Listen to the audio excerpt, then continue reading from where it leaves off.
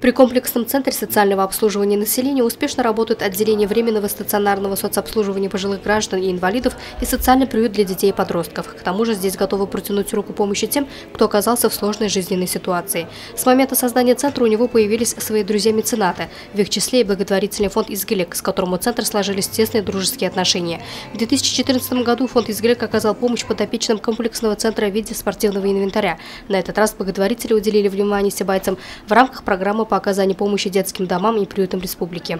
Наша программа волонтерская. Мы помогаем людям помогать, так скажем, и обращаемся к уфимцам, к организациям, и люди привозят подарки, и мы уже едем в приюты для неблагополучных детей, в детские дома, и эта программа в этом году у нас только открылась, именно вот по детским домам, и очень много волонтеров в ней участвует, очень много людей. Волонтеры фонда «Изгилек» привезли подарки каждому подопечному комплексного центра. Игрушки, канцелярские товары, гостинцы пришлись по душе всем. Директор Центра социального обслуживания населения Ильгам Абдулгужин поблагодарил благотворителей за их добрые дела и поступки, в которых так нуждаются их подопечные, оказавшиеся в нелегкой жизненной ситуации. Вроде бы обычный будний весенний день, нам сделали такой подарок. Хочется выразить слова благодарности благотворительному фонду «Изгилек», который сегодня издалека приехали, и Ильгюра Фаритовна, вашему коллективу.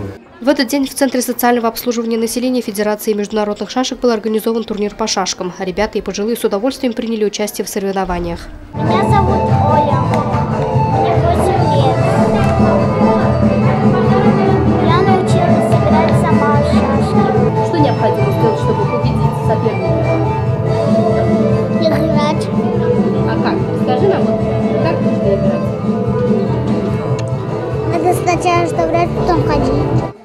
Судейская обязанность легла на плечи юной чемпионки по шашкам Зауралья Айгуль Сафиной. К нам приехал тренер с Уфы Шахметов Рустам Асадович. Он вел у нас 2 года. После этого мы начали выезжать на республиканские соревнования. И начали с первой победы. И после этого мы завоевали несколько разрядов. Первый. И он уехал, сказал, что мы уже сами сможем. После этого он нам звонил и просил провести турниры. Сильнейшие шашистые турниры были отмечены призовыми местами и грамотами. Для гостей подопечных комплексного центра силами творческих самодеятельных коллективов, школьников и информационно-методического центра Института развития и образования Сибая был организован концерт. Луиза Мустафина, Рустам Имангулов, Гульгина Раскильдина, телекомпания СТВ.